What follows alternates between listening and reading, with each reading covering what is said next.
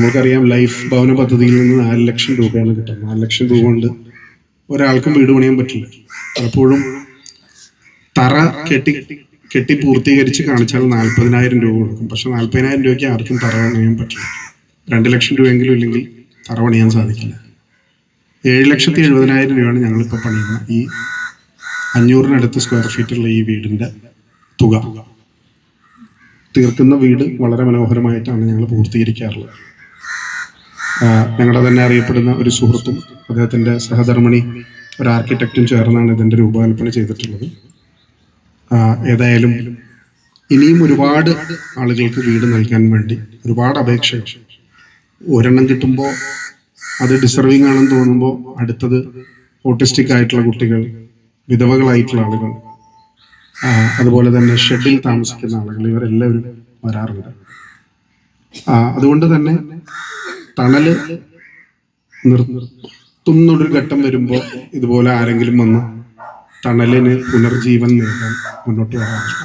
അതുകൊണ്ട് തന്നെ ഈ തണല് അവസാനിക്കില്ല. അത് ഒരുപാട് സുമനസ്സുകളുടെ സഹായത്തോടു കൂടി മുന്നോട്ട് പോകും എന്ന് തന്നെയാണ് പ്രതീക്ഷിക്കുന്നത്. ശ്രീ അജു തണലിന്റെ മറ്റ് പദ്ധതികളിൽ വന്നിട്ടുണ്ട്. കറക്കല്ലിടാനും താക്കോല് വിതരണം ചെയ്യാനും എല്ലാം വന്നിട്ടുണ്ട്. ഒരുപാട് സാമൂഹ്യ വിഷയങ്ങളിൽ ഞങ്ങളുമായി സഹകരിക്കുന്ന ഒരു താരമാണ്. നമ്മുടെ ഇടയിൽ, നമ്മുടെ നാട്ടിൽ, നമ്മുടെ മണ്ണിൽ ജീവിക്കുന്ന ആളാണ്. അതുകൊണ്ട് തന്നെ ഞങ്ങൾക്ക് ഏറെ പ്രിയപ്പെട്ടവനാണ്.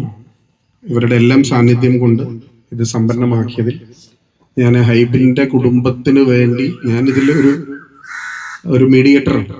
കാരണം ഞാൻ പണം മുടക്കുന്നില്ല, ഞാനിത് പണിയുന്നില്ല,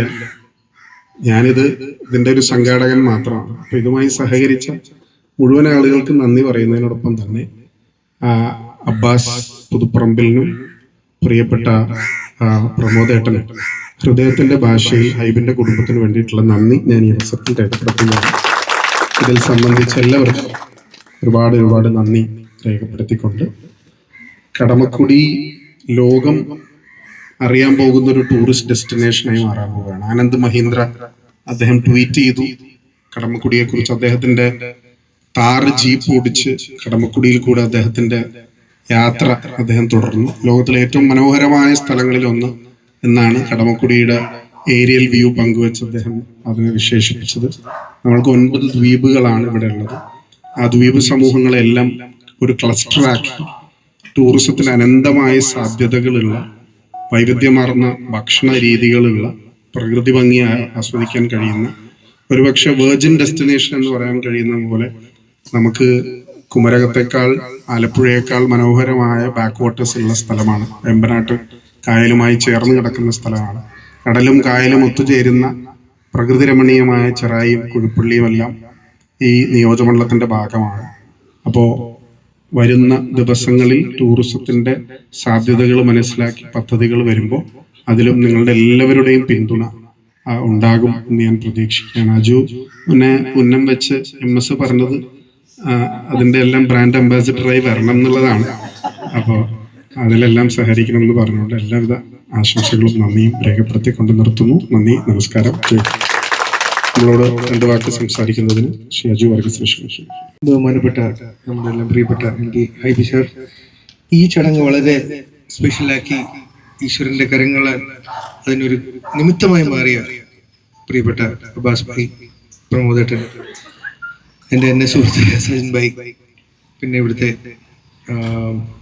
പേരുകൾ എനിക്കറിയില്ല, പക്ഷേ ഇതിന് കാരണമായ കടമക്കുടി പഞ്ചായത്തിലെ എല്ലാ മെമ്പേഴ്സും, അതിൻ്റെ റൂളിംഗ് ഇതിൽ പ്രവർത്തിക്കുന്ന എല്ലാവർക്കും എൻ്റെ നമസ്കാരം.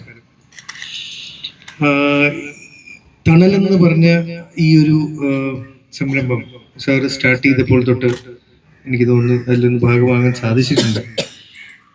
ഭയങ്കര വലിയൊരു ആശയമാണ് അത് ഇതിലൂടെ പ്രവർത്തികമാകുന്നത്. ഒരു എന്താ പറയുക, ഞാൻ ഇങ്ങനെയുള്ള എല്ലാ പ്രവൃത്തികളും സാറ് പറഞ്ഞ പോലെ ഞാൻ ഭാഗമല്ല, ഞാനതിൻ്റെ സംഘാടകനുമല്ല. അതിൽ ജസ്റ്റ് ഒന്ന് വന്ന് നിങ്ങളോടൊപ്പം അതിൽ പങ്കുചേരുന്നു, അതിന് തന്നെ ഒരു വലിയ ഭാഗ്യമായി കാണുന്നു.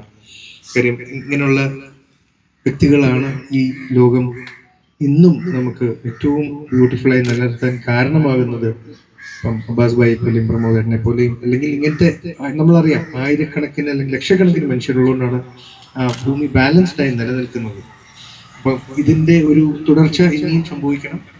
ഇത് ഓരോരുത്തർക്ക് ഇൻസ്പിറേഷനായി മാറും തീർച്ചയായിട്ടും. പണ്ട് തൊട്ടേ ഈ ലോകം നിലനിൽക്കുന്ന ഉള്ളവർ ഇല്ലാത്തവർക്ക് കൊടുക്കുന്ന ഒരു പരസ്പര സഹകരണം, സ്നേഹ കൈമാറ്റം, ഇതെല്ലാം നമ്മൾ കേരളം കണ്ടതാണ്. 2018 വെള്ളപ്പൊക്കം വന്നപ്പോഴും 2020 കോവിഡ് വന്നപ്പോഴും നമ്മൾ കണ്ടതാണ്. അപ്പം നമ്മളുടെ ഒരു യൂണിറ്റി നമ്മളുടെ മറ്റ് സംസ്ഥാനങ്ങളിൽ നിന്ന് മാറി കേരളം വ്യത്യസ്തമാവുന്നതും അതുകൊണ്ട് തന്നെയാണ്. ഇങ്ങനെയുള്ള കാര്യങ്ങൾ വരുമ്പോൾ നമ്മൾ പലപ്പോഴും ജാതി മതഭേദം അല്ലെങ്കിൽ രാഷ്ട്രീയം മറന്നും ഒക്കെ പരസ്പരം മനുഷ്യരെ കണ്ട് സഹായിക്കുന്ന ഒരു മനസ്സ് നമുക്കുണ്ട്. അതെന്നും നിലനിൽക്കാൻ ഈശ്വരനോട് പ്രാർത്ഥിക്കാം. ഇന്നത്തെ ഈ ഒരു ചടങ്ങിന് എല്ലാവിധ ആശംസകളും. അത് എന്താ പറയുക, ഇതൊരു ഭാഗ്യമായി തന്നെ ഞാൻ കാണുന്നു ഇതിൽ വരാൻ കഴിഞ്ഞു. Thank you.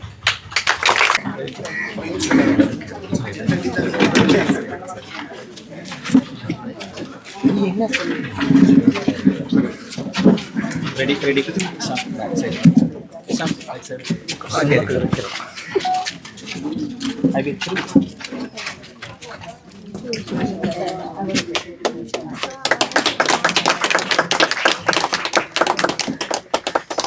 Thank you.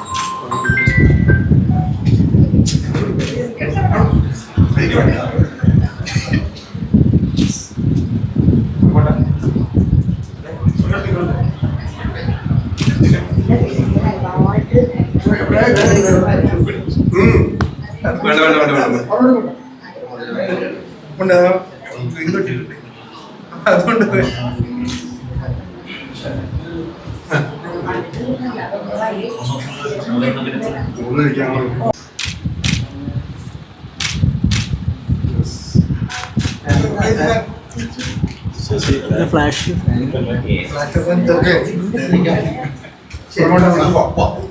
Thank you.